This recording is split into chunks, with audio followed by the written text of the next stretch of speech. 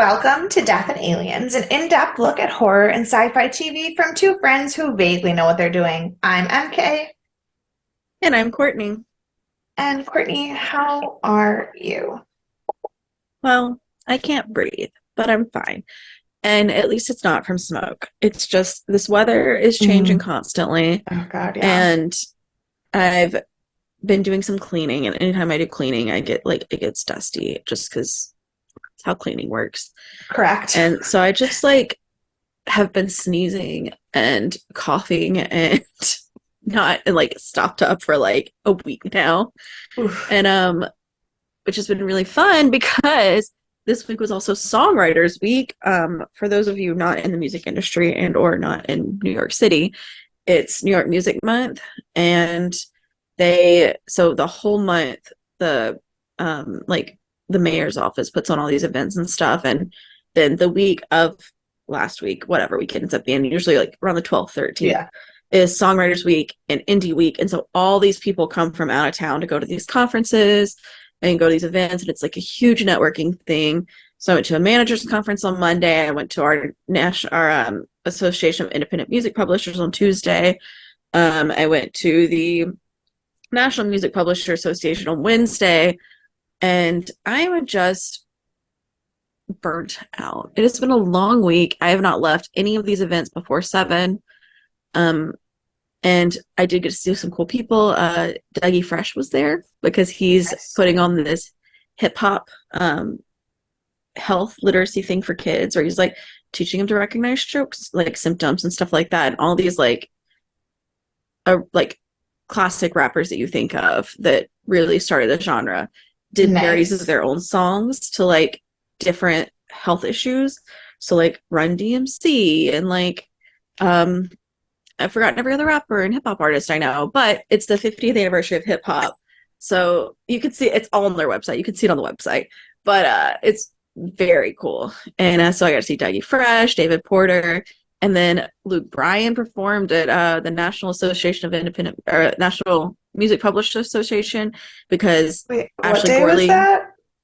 What day? Wednesday. Oh, okay. Sorry, Luke Bryan had a concert here this week, and I was like, when was he Oh, in that New makes York? sense why he was there then. That Yeah, makes sense why he his was like, I can concert. make it. Yeah, his concert in Buffalo was either Thursday or Friday. I can't remember which day, but Yeah. Luke Bryan was definitely here this week. That's so Um, funny. So yeah, That's what, so Ashley Gorley, who writes his a lot of his songs, he writes for a lot of people, Carrie Underwood and some other country yeah. artists as well. Got the award for the non-performing songwriter, and so he came and played a couple of the songs that Ashley had written, Nice. and so that was very cool. Yeah, so it's been a week of weird and exciting stuff and fun stuff, but just exhausting. So that's been my week. I get How are that. you? Also exhausted. This episode is gonna come out, I don't On know, the second, July July 2nd. 2nd. Um, so by then, no one will be thinking about school, but this week was my last full week of teaching. And great, like getting projects turned in and grading and field days and oh my God, I'm so tired. But my kiddos had a presentation project where it's called History Comes Alive. I don't know if you've ever heard of it. It's a project that I people think I do have. in all kinds of schools, and some people do it in English classes, some people do it in history classes. But they had to choose a historical figure and write a speech about that historical figure life in the first person as if they were that person. And they had to talk about three main character traits that describe that person and then things that they accomplished that back up why those are their character traits. And they have to create a poster board with a timeline and quotes and they have to dress up in costume. So it's a huge project. We worked on it for 2 months. But then then they had to come in and they did it there was a room set up with all of their poster boards, and we invited parents and younger classes, and everybody just came in and listened to all their presentations, and they did so good. I was so proud of them because this is one of my classes where I'm worried about half of them failing fifth grade. Like, Yeah. so, Well, since your kids can't listen to this, who is your favorite? um, so my favorite was, well, I had a couple that were I liked for different reasons. Um, my one of my girls, who is one of the girls that I have spent, is this the kid that I've spent most of this year trying to get classified for special ed, that I have like fought tooth and nail to get her classified. She did James Polk, and she did a fantastic job. Like, it wasn't necessarily at the same level as every other kid in there because that's not where she is, but she Mm-hmm. worked her tail off and she accomplished, like, did every single thing that she needed to do to pass the project. And I I was love so that. proud of her. Um, and then I had one girl who did Guy Bluford, the first African American male to go into space. And she was the only one who memorized her speech and did not have to look at her paper during the presentations. And she had the best costume. So good. Her costume was perfect. Like, she just printed like space patches out and like glued them to like a painter, like a painting suit. And but That's so it cute. was so good. Um, my favorite line in any of their presentations was one I felt a little bit bad for laughing at it because it was it was historically inaccurate and also just like the worst written sentence I've ever heard. One of my girls did Anne Frank, and she said that Anne Frank and her sister were killed to death. Oh, And yeah. I was like, A, no. B, actually, she died of typhus. She didn't get killed. Right. So. I mean, to be fair, the concentration camp conditions absolutely gave her the typhus, but technically Sure. not murdered. Sure. Technically not murdered. Right.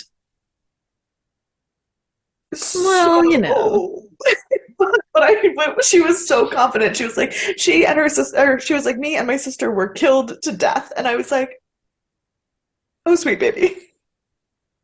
God bless you. God bless you. But they did fantastic, and I'm so proud of them. And that was the biggest stress of my life for a while. Um, I all of my eighth graders, and you know how I feel about my eighth graders, every single one of them turned in both of their final projects. Ooh, good for them. Shocking, but good for them. I do still have three students who did not turn in one of their final projects, and I emailed on Saturday reminding them that it was due at midnight on Friday, and they haven't gotten it yet. And one of them may fail the year because of it. It's fine. It's fine. But it was none of my eighth graders. After all of the shit that they have given me this year, they all did both of their projects. They all get to leave. Excellent. Love that for you.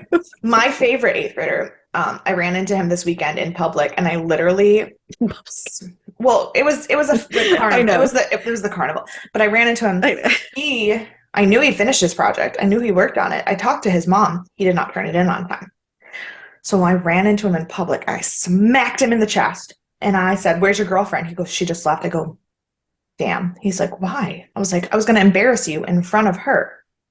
And he was like, "What?" I go, "Well, I wanted Ada to also know that you did not turn your project in by midnight last night."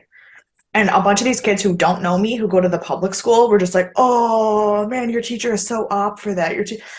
And I go, "Dan, what does that mean?" I don't. And he was like, "Op, like OP, like overpowered." And I was like, "Oh, so it was a compliment." And he was like, "Yeah." I go, I thought you said off, like "No, OFO. OP." They were telling me I was op for like embarrassing him So in the what? middle of the What is carnival. it? OP, like overpowered. It's video game slang for like being really good at something. I Um, gotta learn that. I play video right. games. All I right, was like, I'm gonna start throwing it into "You're conversation. just like so off for that." I was like, I'm gonna "What?" start using it to the office and see what happens. But yeah, but so he was like, I promise as soon as I get home from the fireworks, I will turn it in. And he did. So, Good for him. Kudos. but yeah, so I've been very stressed out, but school's over. Tomorrow we have our final end of the year project and we're making time capsules. And then we have our last day of school where we clean out the classroom and do everything on Wednesday. And then I will be done. I love that. I'm very excited for you. You know what I'm excited for? What is Having that? spiritual blessings Well, dropped upon not me. me. This is true. Um, I think this is the one I wanted to read last week. I think it finally saved. So if I already said this one, I'm sorry. If not, I still mean it. Um, I just want to hustle in peace, surround myself with positive vibes only, eat good food, and define my own version of happiness and success. I love it. That is all I want in my life. Have Yeah, I read that before? not that I remember. Great. That's the one that didn't save last week that I was trying to read last week then. Perfect. My iPad's a bit slow to the take when I put It screenshots on happens. here. Well, you know what else happened? Season three Stargate. of Stargate. Season 3, yes, all of it. All What of season happened? 3. Today we are talking about Stargate SG-1, season 3, episode 22, Nemesis. It is rated 8.7 stars. It was the highest of season 3. I think that that is absolutely a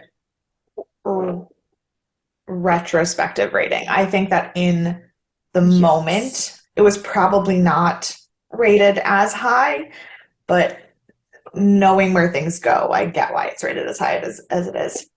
I think that it was not a bad episode, and I liked it well enough for a finale. But I'll I'll mention my feelings about how it ended. Oh, At the the ending's end. my favorite part. Great, because I have some feelings, so we'll talk about it when we get there. It came out on March 10th, 2000. The same number one song, same number one book as last week, but the number one movie is different. The number one movie, fittingly for Sci-Fi Sunday, was Mission to Mars. I've never Um, seen that movie. which, I know about it, but yeah, I was like, if you don't know anything about it, it stars Gary Sinise, and it is actually the inspiration for Epcot's Mission Space. It is a Disney live action movie, and that's why Gary Sinise is the narrator on Mission Space because it's stuff from that movie. When Mission that Space, yeah, tracks. because Mission Space takes you to Mars and a space, yeah, it's great. Yep. A lot of the footage in that ride, like the actual footage that you're looking at of the planet, is from that movie. So, Oh, I love that ride. me too. Do you I do miss green or Disney. orange? Whichever's the most intense one. Me too. I do I don't always remember feel. which one's I which. think We it's get there and orange. I say, Yeah, Caitlin, which one do I get? orange. Orange is the scarier one. Yeah. Um, I did green once because I was with people who didn't do it, and I was like, "Hey guys, I just want you to know, it's not that much tamer than orange. You could definitely handle orange." Just Yeah. throwing I it did out it there. once. I think they just Yeah. say, honestly, in my opinion, it's the exact same ride. They just say it's not so that kids don't get scared. Like that's my opinion, but what do I know? That's fair. The only news I have for that day in March of 2010, or of 2000, sorry, was that the NASDAQ hit over 5,000 at the peak of the dot-com boom. And it was the last time that the NASDAQ had over 5,000 points again until 2015. So we are right at the beginning of the recession that we all know and love. That's not funny. But you said NASDAQ, and my brain was like, NACWA is not real. And then I was like, wait, those are not the same. And then I realized that's not what you said. That's not what I said. No. Yeah. And then So I caught up. uh Yeah, but so the dot-com boom and all of the people being excited about internet shopping boosted the economy, and then the recession and the Gulf War and all of that fun stuff hit, and we died. So we didn't die. The economy died. It's fine. We're still here, sadly. This episode was directed by Martin Wood, written by Robert C. Cooper, and edited by Brad Rines. We also have no guest stars to talk about because there's no one new on the show. There is one character that we have not talked about yet, even though this is not their first time on the show. And that character is Thor. We have never talked about Thor. But we have no new actors to talk about because Thor is voiced by Michael Shanks. So there's nothing new to say. Which does lead me to one of my, there's not a lot of trivia on this episode. The trivia that I have is good, but the one that I didn't really put it in there because it wasn't really trivia was at one point in the episode, Daniel says, I just wish I was up there on that ship with them, which is only funny because Michael Shanks is up there on the ship with them. That's funny. I didn't even think about that when he said that. It was great. So yeah, well, I guess there's not a lot to talk about there, so we will just get right into the episode. Sounds good. We start at SGC with Daniel in the infirmary after having his appendix out, and so the team has a week of leave. Teal'c is off-world visiting Ryak, and Jack is getting ready to go fishing. Jack is showing how much he really does not like being alone. Because he's asking every single person if they want to go fishing with him. Mm-hmm. He invites Sam, and there's like ooh la la.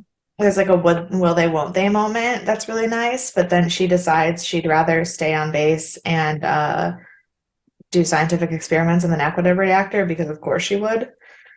Which I mean, of course she would, but wouldn't have been so much higher drama if she would have agreed to go and then he immediately disappeared. Like. What would have happened? Like, you know? Yeah, but also the number of times in this episode that I was like, man, I'm glad I'm not playing the drinking game. Yes. Because we were on the red phone like 3 times. So many red phone. Sam choosing to spend her week of leave working on the aquatic reactor. The number of times that Jack yells at people about following orders or not following orders in this episode. Like, I was just like, well, I would be dead. But so he invites Sam. She decides to stay on base. But then she starts to have a change of heart and she follows Jack out and she yells Colonel down the hallway. So again, take another shot. And she is going to talk to him about maybe going with him when he gets beamed up. And at first I panicked. I said he was stolen. Yeah. And then I remembered what the last time he was stolen was also Thor. He looks out the window of the spaceship that he has been abducted into and just assumes that it's Thor because he has seen this all before. Mm-hmm. But then when he's trying to find Thor, a bunch of robot spiders come out. Which is story of my nightmares. Yeah. Back at base, Sam tells Hammond that she's pretty sure it was Asgardians who took him, but she isn't 100% sure, and their technology is such that they can't find the ship to see if Jack's there. Right. So, high drama. I don't think the drama was as high as they wanted it to be in that moment. I was like, no, it would definitely Thor that took him. I don't know why we're right. It would have been more dramatic. Yeah, it would have been more dramatic if she had been like, I don't know what happened. I don't know, where is he? We have to keep searching. If they didn't have any idea it was Asgard. Right. Yeah, but she was like, no, that looks familiar. Because it was. You're correct. I don't know.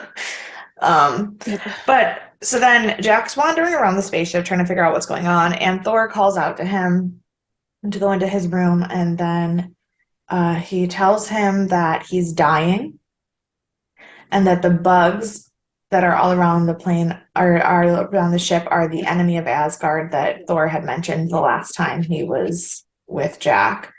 And then he's like, everything you'll need to know about what to do is on that stone. And then he just like basically dies. He's not dead. He's unconscious, but like in that moment, I wasn't 100% sure. I was like, did he just die? No. I mean, I put if Thor dies, I'll riot. Like, I'm ready to fight these robot spiders. Yeah. So Jack starts playing with the stones, and a video message tells Jack that the robot spiders are called replicators, and they have taken over the ship and gained access to the knowledge of Earth, and that they have, and that they all of the other Asgardians have left the ship to be moved to safety, and that they have destroyed the outbound transporters and basically, and he also tells him that he has doomed him. Which is like, thank you so much for being my friend. I have Bringing you down with me. I have set your life on a destination for certain destruction. Thank you. Yeah. To be fair to Thor, I feel like if I was in a panic attack and I needed someone to help me and I didn't know what I was doing, I would probably beam Rachel in and then be like, oh no, I've doomed us both. But also, if we're going to figure it out, it's going to be us. So, right.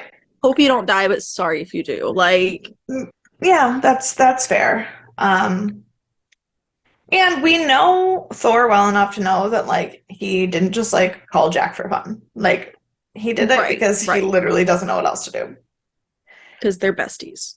And yeah, and Thor is smarter than Jack will ever be. So if Thor needs Jack, it's not a good situation for sure.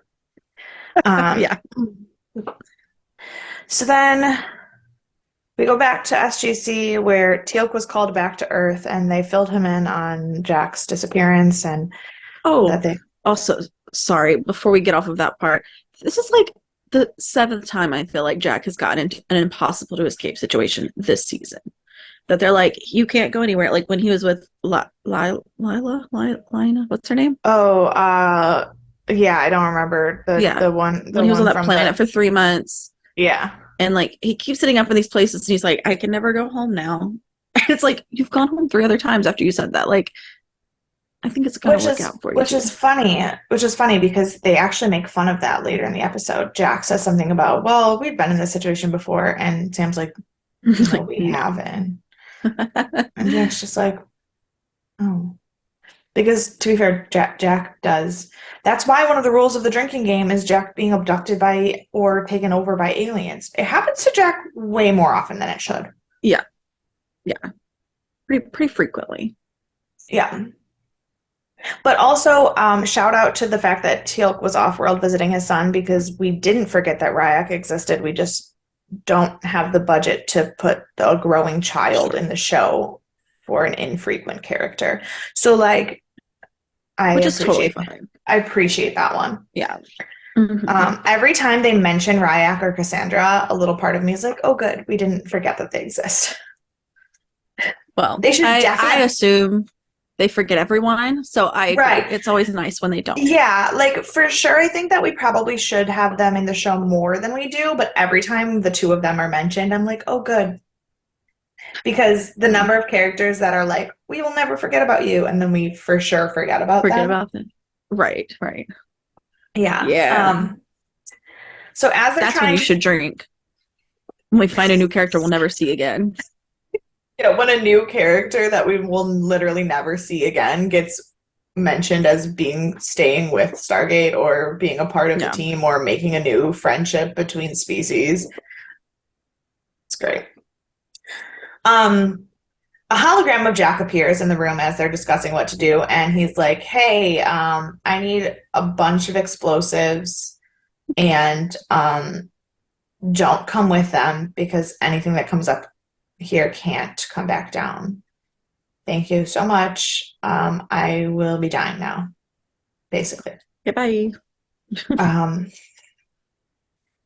and Hammond's like, okay, like, how do we help Jack? Can we like do a ground strike when the plane or when the ship gets in the atmosphere? Like, what can we do? And Sam's like, the ship is like too well cloaked. We can't find it. I don't know what else we can do to help him.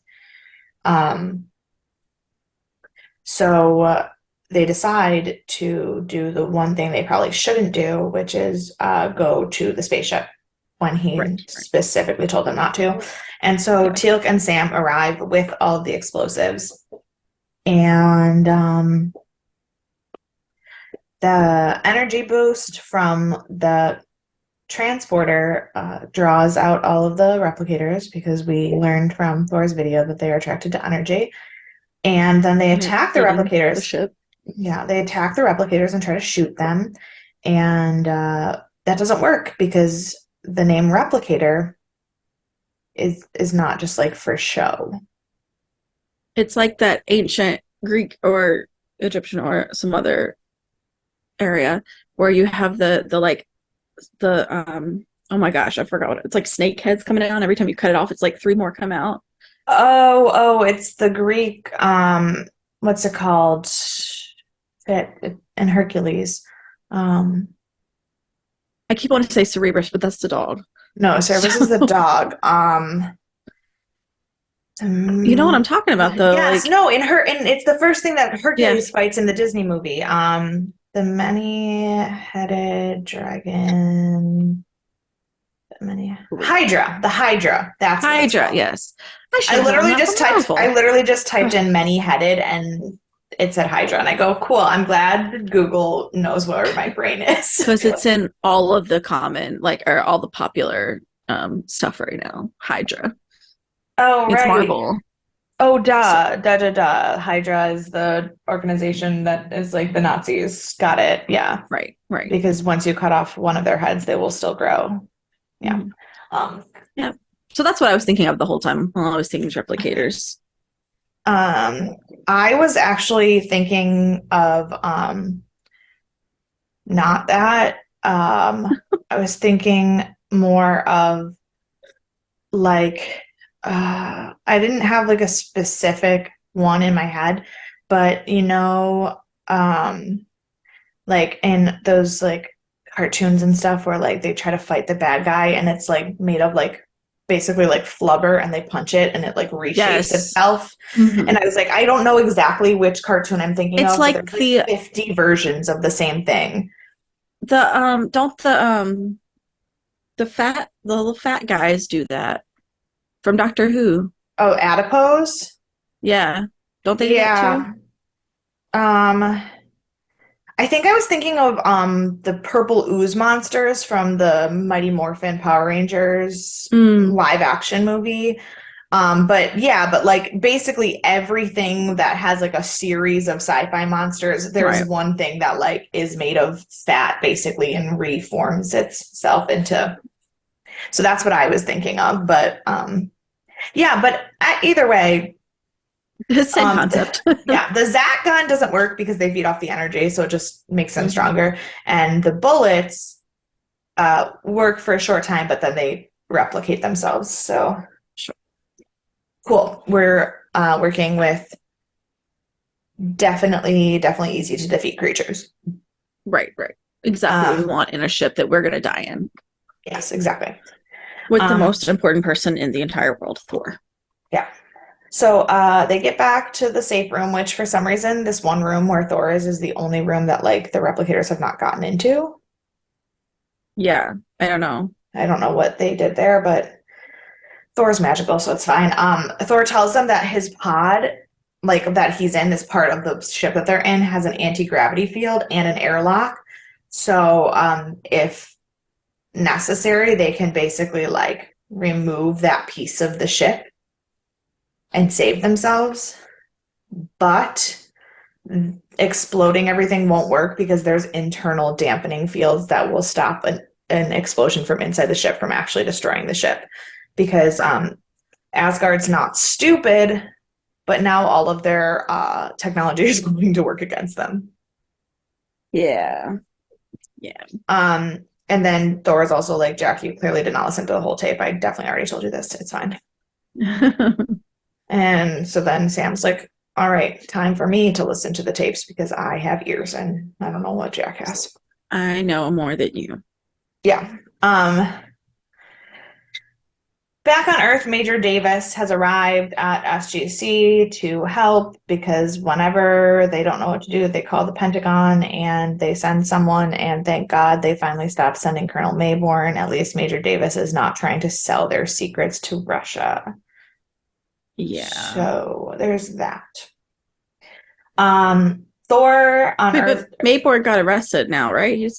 No. Oh, that was Makepeace. Yeah, Makepeace got arrested because he was the mole for Mayborn, but they didn't have the right proof to take it back to Mayborn. Everybody, like Hammond and all of them, know that Mayborn's the one behind it. But their only proof was against Makepeace. Their only proof for Mayborn was Jack's hearsay, which Jack was doing an illegal undercover like operation based on the authority of aliens, so they couldn't really do that. Tree. Exactly. So yeah, so Makepeace was arrested, Mayborn not so much. I forgot about that, but yeah. At least not that that we saw, and from what I remember that they didn't, because I'm pretty sure when they arrested Makepeace was like, oh, this goes so much higher than you know. And they were like, no, we know. But back on the ship, Thor tells SG-1 that the replicators will continue feeding off of the alloys in the ship. This is when we find out that they're actually physically eating the ship until it's too weak and they're forced to land because they want to be as strong as possible before they get to Earth. Because they need enough of them to survive, to replicate.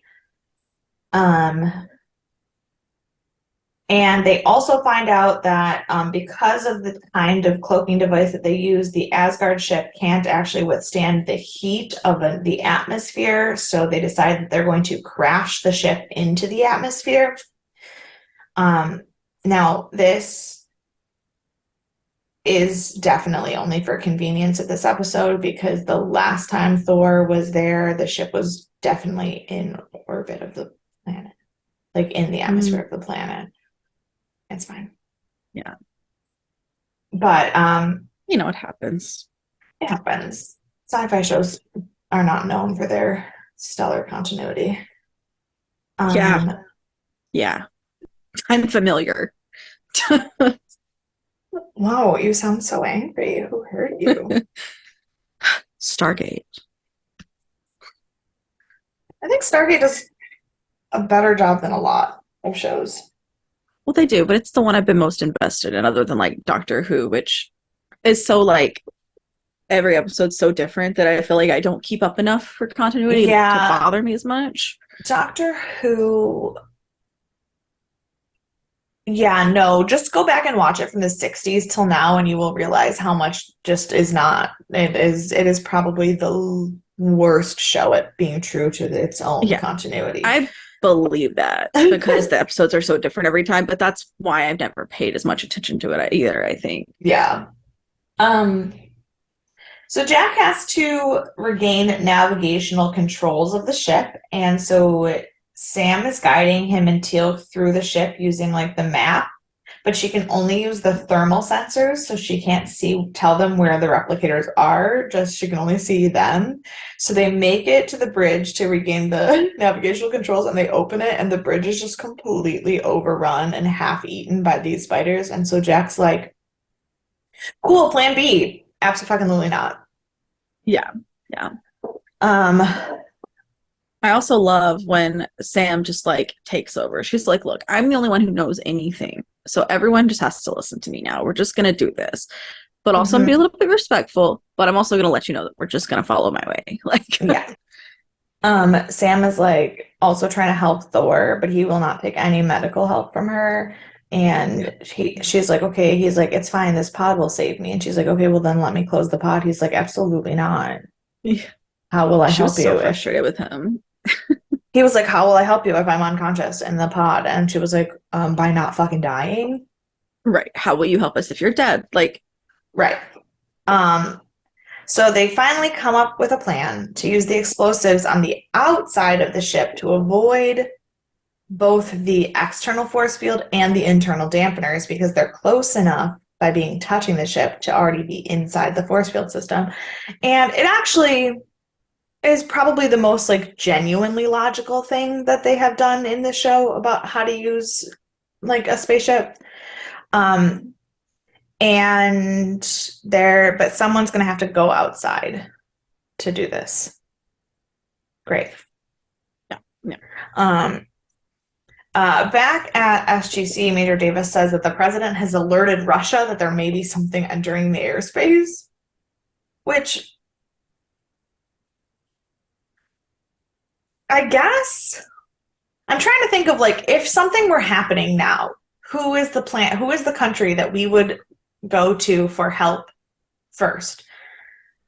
Well, I would And think that they would let them know so that they don't shoot it down, like so that they know it's like someone else's no, device. It's not. they're in DEF CON, so they're like not worried about they're worried about making sure that it doesn't land. I guess that's true. But I guess I was trying to think is Russia like the best choice? But I have to remember this is 23 years ago.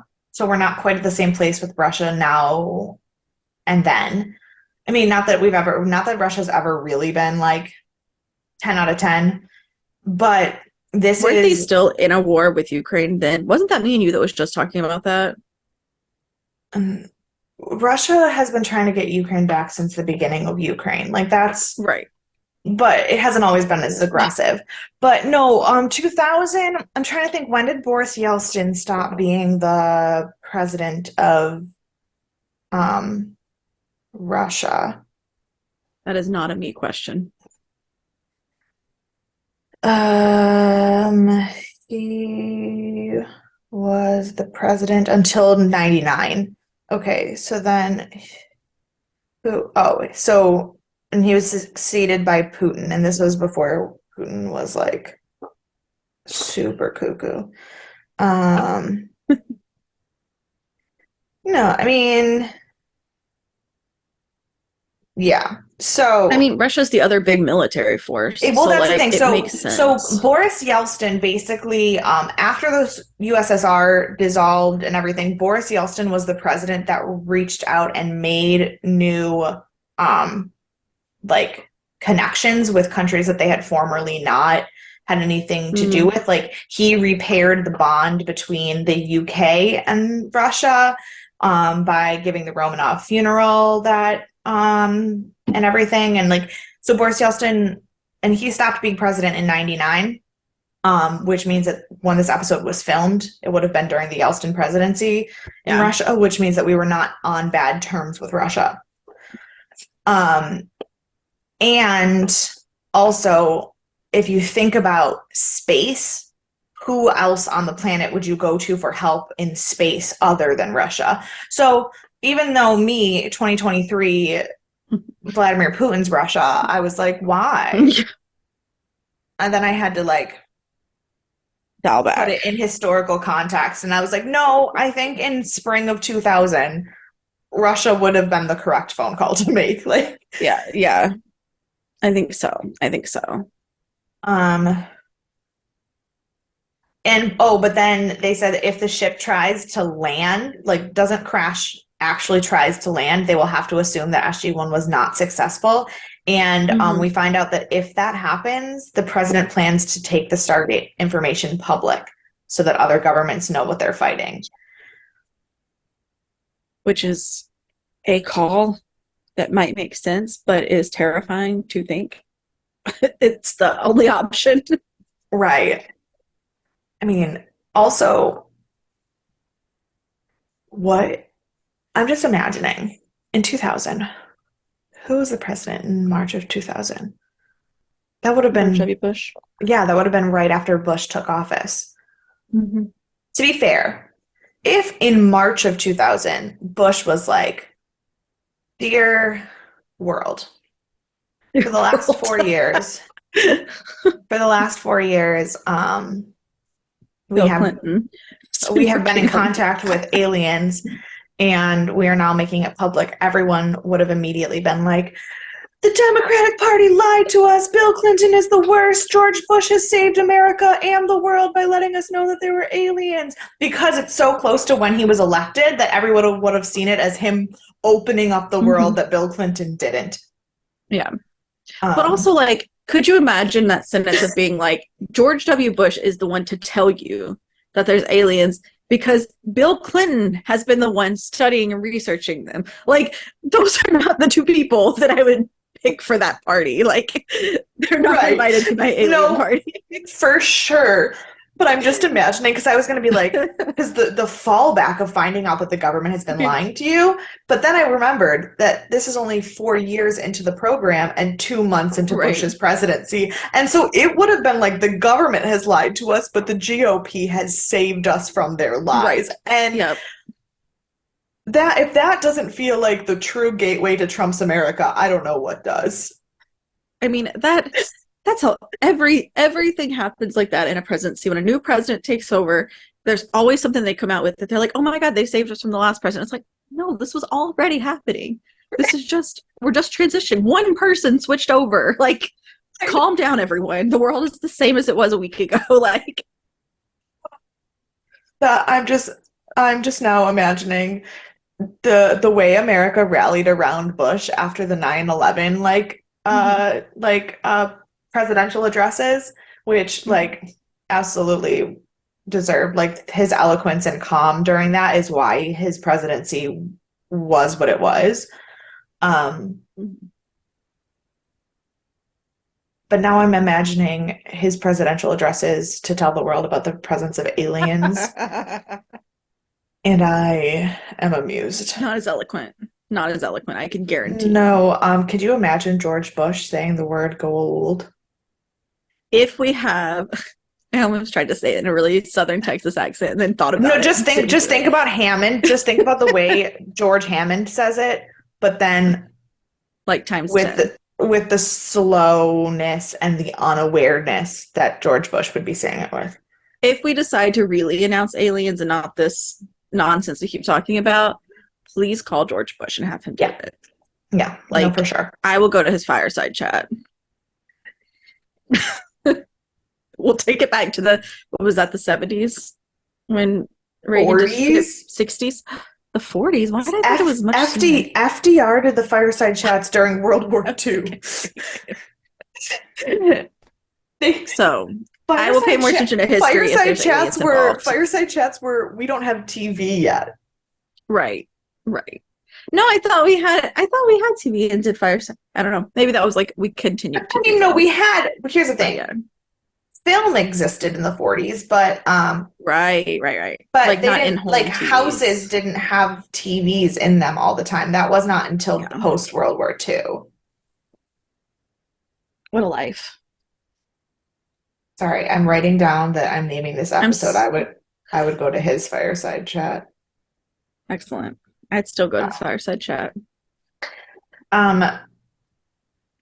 So back up in space, Teal'c decides that he should be the one to go out of the ship to place the bombs because his symbiote protects him from radiation, so he has a better chance of survival outside of the ship than the other two. Yeah, because Jack's like, I'm gonna do it, and Teal'c's like, radiation doesn't really affect me, and Jack's like, yep, totally, you got it. It's like, well, you gave it real fast. Well, here's the thing. Jack fully was like, his mindset was 100%. I am the leader of this like brigade, like platoon, brigade, whatever they call it in the Air Force. I don't know. He was like, I am the leader of this group. It is my responsibility. If anybody's in harm's way, it should be me. They shouldn't even be up here with me. This should be me. I will do it. And then Sam and Teal'c were like, no, but like logically, Teal'c has the best chance of survival. So it doesn't actually make sense for you to do it. Right. And Jack's like, Thank God, because I didn't fucking want to. But like I was gonna because I needed to for yep, go for it. Have fun, buddy. Yes. But then they're prepping him, they're putting his oxygen on, they're getting him in like a traditional space outfit because they took Earth space suits up with them. And as Teal gets ready to leave the ship, some weird metal goop falls from the ceiling and lands on his suit. And I was watching it with Dan. He goes, "Well, that's not good." I go, it's gonna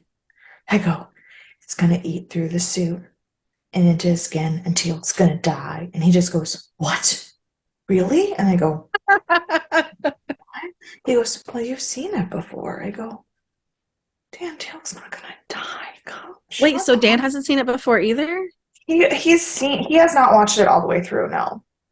He's like Got it. seen it, but not the way Okay. that Doug and I have. So he knows it more than me, but he's still kind of closer to me on it than he is with you guys. Yeah, Okay. yeah. Love that. Glad I'm not And alone. no. And he goes, but I go, "Taylor's not gonna die." And he goes, "Well, how do you, how would I know that?" I go, "Because we've already talked about on the podcast how Christopher Judge has more episodes than any of the other actors." He And you goes, listen to our podcast, right, Dan? Every day. it is on his favorites on Spotify. I do know that. I don't know if he actually listens, but it's on his favorites on Spotify. Um, He just followed us on Instagram like 3 days ago. oh my God, I was so confused. I had my phone and I got a notification and I was like, "Daniel Johnson just followed you." I said, "Why did he just follow me?" And then I opened it and I go, "Oh, just kidding. It's my other Instagram." Because I was very confused. Yeah. But oh, but he goes, "Well, how am I supposed to know he didn't actually die and just spend the rest of the series as a Force ghost?" As a what? A Force Like, ghost? Like the way what is all the that? dead Jedis in Star Wars are still in the Oh, you show. know, I don't know anything. And I was like, because the Force isn't in this show?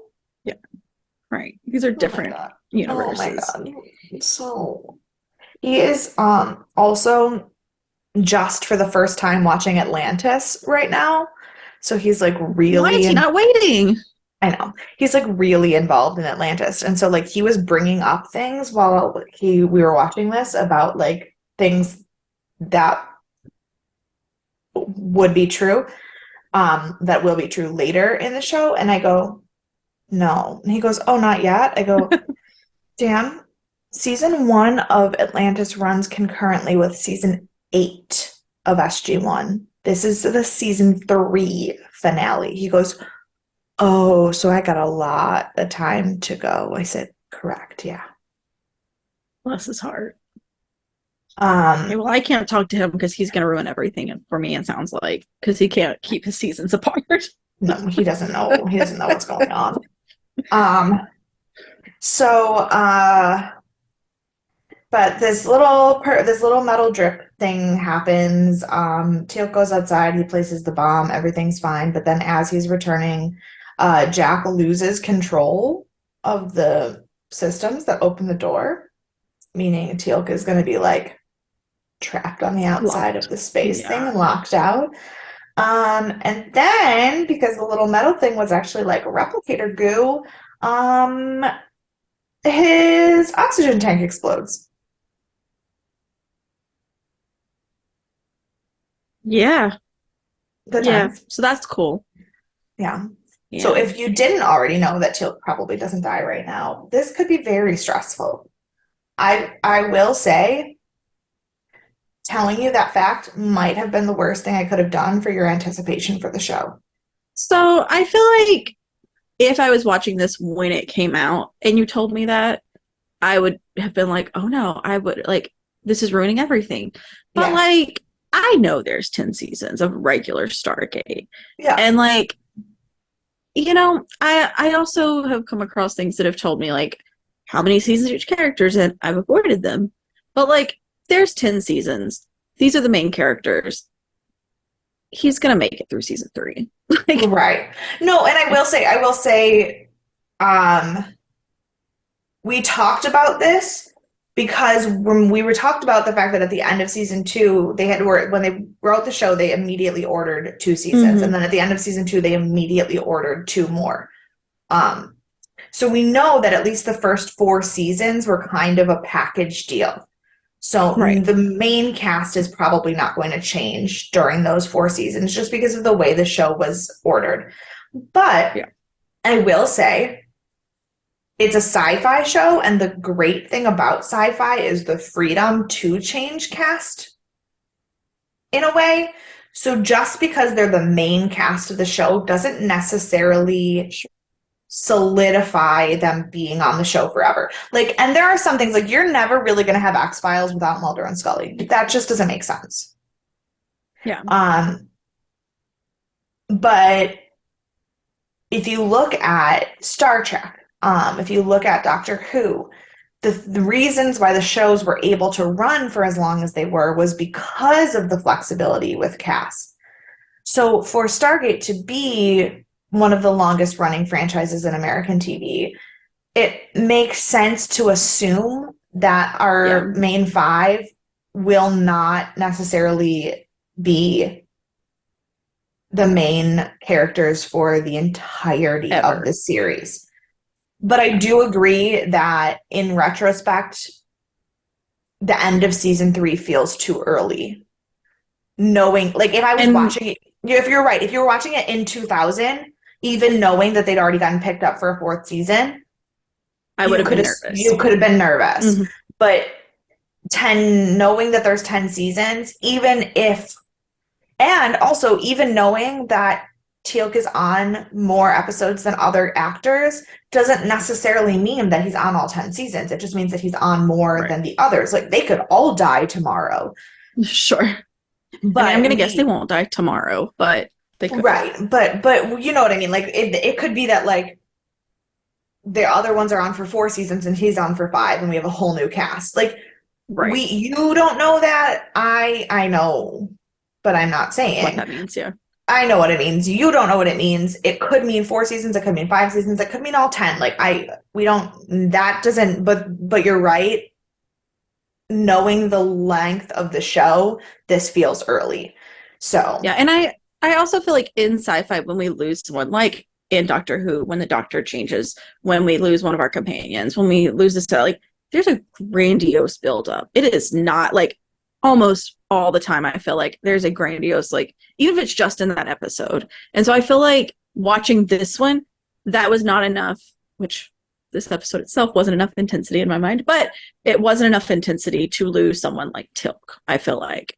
And like the season, there wasn't enough about him throughout the season to build him up before they took him out, which is kind of how it tends to go, it seems. It does tend to go that way now. I will say that I don't necessarily know that will be true, because you have to remember that this was back in the days when TV acting wasn't paid the same way that's true that film acting was, and the schedules were crazy, and sometimes people just had to walk away. Yeah. And because you have a lot of stuff, especially in the 90s and 2000s, a lot of stuff where characters just like suddenly go missing from a show, but it was because the actor just like couldn't handle it anymore. I feel like they at least usually come up with a big backstory as to why they're not there, even if they're just like suddenly not there. Yeah, you would think. And then you watch season 17 of Grey's Anatomy. Okay, well, Grey's Anatomy does not count when I talk about television. It is its own universe of everything. Yeah, but I know you're not caught up on Grey's, but how not caught up are you? I will probably never watch Grey's Anatomy again. I think whatever you called me up to last time is what I know about Grey's Anatomy. Okay, great. Although I think, like, super spoiler alert for this most recent season, I believe, did Meredith leave last season? Yeah. Yeah. So, like... But here's the thing. Meredith leaving, there was at least a build-up. There was a build-up. They talked about it for a couple episodes, and she wasn't, like, gone forever. Like, her character still exists. They still talk to and about her, and then, like, she had a couple guest appearances later in the season. Right. The one that I still think is the most bullshit, poorly written, out of nowhere, I will never forgive them for, is Alex. I'm still not over it. It's been 3 seasons since he left, and I still cannot believe that that's how they took him out of the show. That's the one that happened right before you came to stay with me because that's when you caught me up on Grey's Anatomy. Oh, yes, that makes sense. Yeah, no, I'm still like, yeah, the last time I came to stay with you was when Alex left, and I'm still pissed about it. Yeah. So, And that was like a year and a half 2.5 ago. years ago. Wait, was it when I came? No. Was it when I came in the February during? Oh wait, no. It was last year, yeah. It was last year. It was a year and a It was half when we ago. started It was Stargate. yeah. I know how So, calendars work. right. Okay. So yeah, Silk's probably not dead. Um, Right, right. All that to say. um, so Sam's going to try to beam him back onto the ship because we remember the bringing things in beam is still working. It's just the bringing things out beam that's not. But he's too close to the ship for the detector to see him. So he has to like push off and float away into space. And I will say, despite knowing for a fact that this was not Teal'c's death, that scene did cause me distress. Just like watching him float aimlessly in space. It made me so sad. I was Yeah. like I also didn't think he was gonna die, but I couldn't figure out how bad things were gonna go. Like I was You're like, like, this is still not great. well, because the other thing is, it's sci-fi. Somebody could like disappear and like Into space. into space and still be on the show. Like, you know what I mean? Like, And you could find him like a season later. Yeah, like, in sci-fi, and especially with how many times we've killed Apophis, in this show, Sure. death does not mean the character is gone. So, right. So And disappearing. I mean, Jack was gone for 3 months. Now he's back. Like, I mean, not Right. for us, but yeah. like, yeah, no, I was not. I actually did think that he was about to disappear into space and that they were gonna not find him until next season. And that's where I thought we were going with this. Yeah. Thor's all so then Teal'c does finally get beamed in, and Jack thinks he's dead, but he's actually just unconscious, and it is a little dramatic, but almost more melodramatic in that scene. Yeah.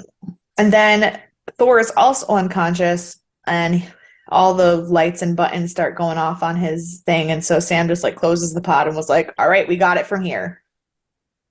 We don't That's the only have time it. I was like, good job, Sam. You gotta save Thor. Yeah. Like no matter what he says, don't listen to him anymore. So SGC still hasn't heard from SG-1. We have a really sweet moment where Daniel tells Hammond that he like just feels awful because he feels like he should be up there with them, and Hammond's like, "That's how I feel every time you guys leave." I almost cried because it caught me so off guard. I don't know why it caught me off guard, but it did.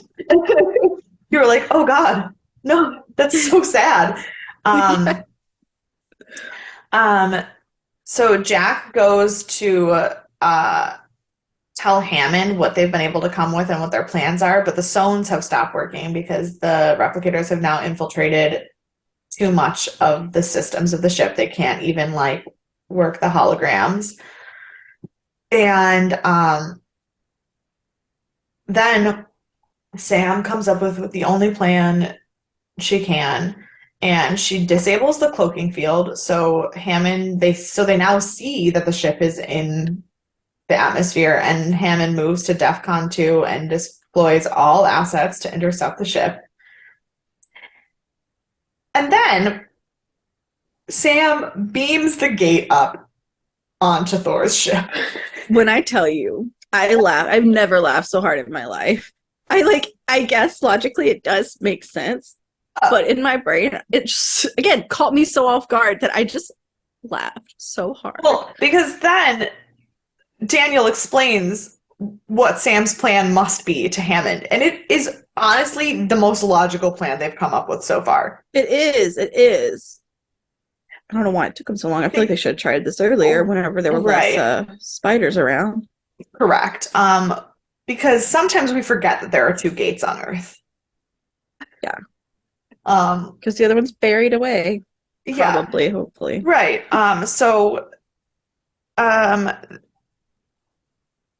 Immediately Hammond calls Area 51 and is like, uncover the gate the beta gate and set it up right now. Like as soon as physically possible, I need the beta gate up and working. Otherwise, Yeah.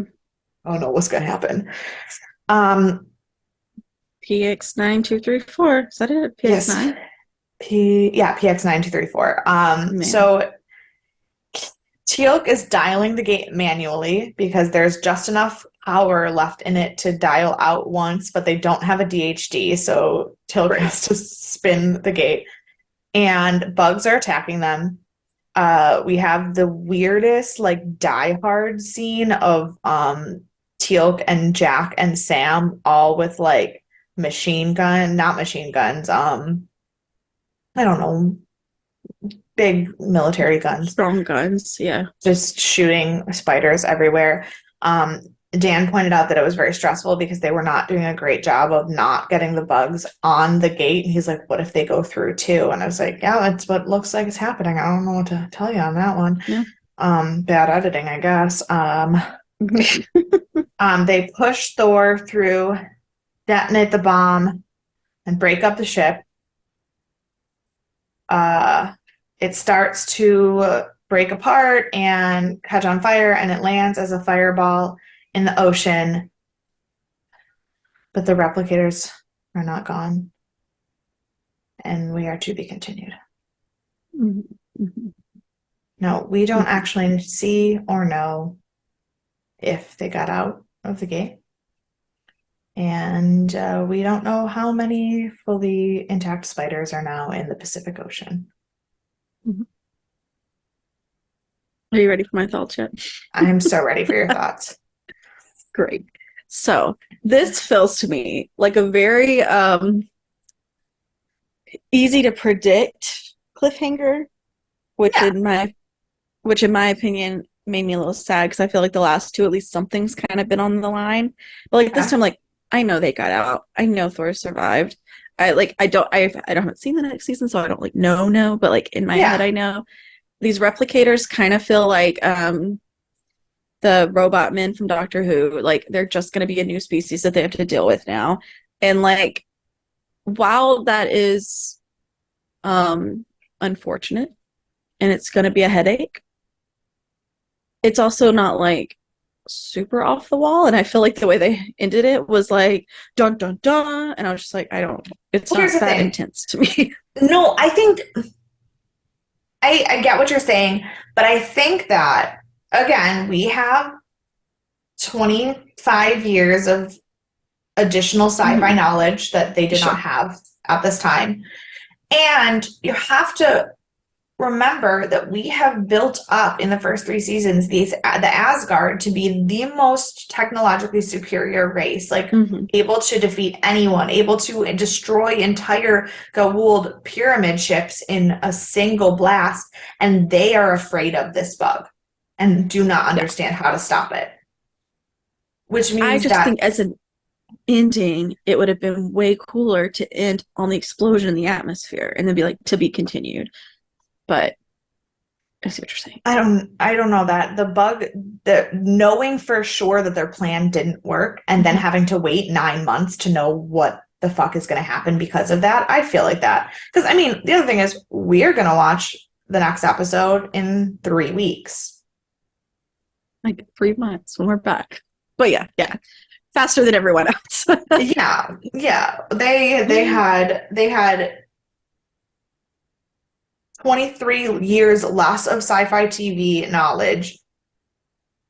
They did not have the ability to rewatch, and they had to wait 6 months minimum to see the next episode.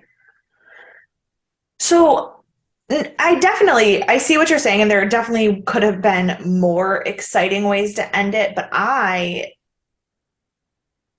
like the bug being the last shot because it tells us for sure what the point of the next episode is going to be. Yeah, I think that's fair. Or maybe it's just the way it was like displayed and not necessarily the content either. Like maybe if they like, we were sitting there and then all of a sudden you see like a spider leg and then it cuts black. Like I just wanted a little more drama when we, cut out. But it's fair. It's fine. It's not the end of the world. It's not terrible. Yeah. I don't dislike the storyline. I just Just No, wanted I a little mean, more and drama in the I think finale. no, and I do think I do get that there could be more drama in the finale for sure. But also like fuck the replicators, man. Yeah. Like that's what I mean. I assume they're going to be a bit of a long running Yeah. character. I will lovingly refer to them as Lego spiders forever because that's exactly Oh, what they that's look like. exactly what they look like So, for sure. It for sure. They are Lego spiders. But yeah, I was excited. I was telling I when I went to watch it the other day, I was like, Dan, are you ready? And I go, the clue that I gave Courtney last week before we started watching this episode is that it's going to focus on a returning alien and a new one. And he was like, okay. And I was like, the new one is the replicators. He goes, okay. And I was like, oh, be more excited for me. so I He, did. You he told me that, and I had already seen the picture for the next one, and I saw that it was Thor, was and I was Thor. like, Yeah. but then also when I went to watch it this time, I completely forgot that Thor was in it because it had been what, Yeah. like a week since I watched it. Yeah. So I did know last week when you said that at least Thor would be in it, but then I Right. completely forgot before we started. So it's fine. Yeah. Well, that's what I was gonna say. Like the image for this episode is Thor's face laying there, kind of dying. So, and also on the box set of the DVDs, the way the box set of the DVDs looks is if you have the original first edition of the DVDs, which by the way, I did double check that one episode that was supposed to have the wrong image. It absolutely does. I have no idea where that picture came from. Um, so it's like each of them is a different color, and then there's like a circle of the Stargate around it. And at the bottom, each box has a different face on it. The last box for season 3 is Thor, is the face on the box for some reason. So there's lots of spoilers that it will be Thor, but no spoilers about the replicators because we've never heard anything Yeah. about them. We did hear, I mean, obviously, we did hear that there was a species that Asgard was afraid of, so we knew there was a bigger Sure. bad than the Goa'uld out there, but we didn't know shit about them. Mm-hmm. So, And like this is the correct way to introduce like a new like species. I feel like this made sense, and because a lot of times I feel like they just kind of throw it in there and they immediately take it out. I'm like, I don't. This felt so unnecessary, but right, this one like actually felt like it fit. right, like I mean, the Tolan and the Nox have at least had like recurring storylines. Yeah. We I'm trying to think. When we learned in season 1 that there were like 5 important races, we know the Nox, we know the Asgard, we know the Goa'uld, we know the names of the other 2, What are the names of the other two? I've already forgotten. the Ancient and the Furlong. Right. But the Ancient, up to this point, all we've known is the name. And the Furlong is the one that I told you, good luck, because it will literally never be in the show. They will never talk about it. Right. Which is funny because when I was telling Doug that he has to not spoil things for you when he's on the podcast next week, he said he's just going to spend the whole episode talking about the Furlong. Maybe they come back in like Universe or something. You don't know. You That's watch fair. Universe. I've never seen Universe. That's the one I haven't seen. So maybe they come back 15 years after they're announced. You never know. Okay. I do have one piece of trivia for this episode. And that one piece of trivia is that the day before filming this episode began, Michael Shank's appendix actually did burst. So they had to rewrite some stuff in the episode, and that's why Daniel is in it as little as he is. And they wrote in the appendicitis to the episode to explain it because his voiceover for Thor happened post, so they could still keep him doing that. But they had to film all of the SGC scenes at the last minute once he was done being in the hospital. I want you to know, I wondered that because this felt like a season, like a season finale that he should have been more involved in. And I was like, did they do this because he was like out of bounds, but I was like, he was there enough. I was like, I wonder if he did actually have a medical issue, and that's why He this sure happened. did. His appendix burst So the day before filming, so they had some God, that's unfortunate. last minute rewrites to change the episode. But luckily, Robert Cooper and Martin Wood were in charge of this episode, so like Mhm.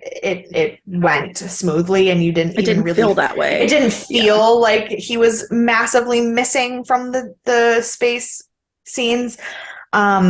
But my assumption would then be that the original script had Daniel also going up to Thor's ship with Right. them, which I then find interesting because I find it fascinating trying to figure out what parts of being on the ship would have, like, what parts of what Sam did would have actually been Would have been. Daniel.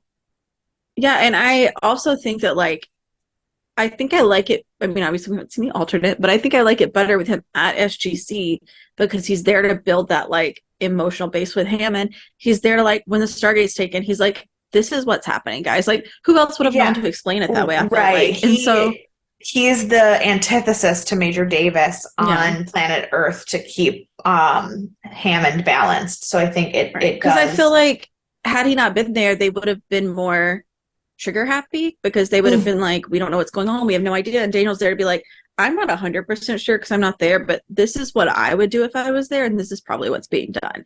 Enough that Right. they like believed him. Yeah. And that was the thing about this episode. It's like we talked about the rating 8.7 being retrospective. Like, I think the episode was really well written, really well done. My Yeah. only issue is the lack of drama.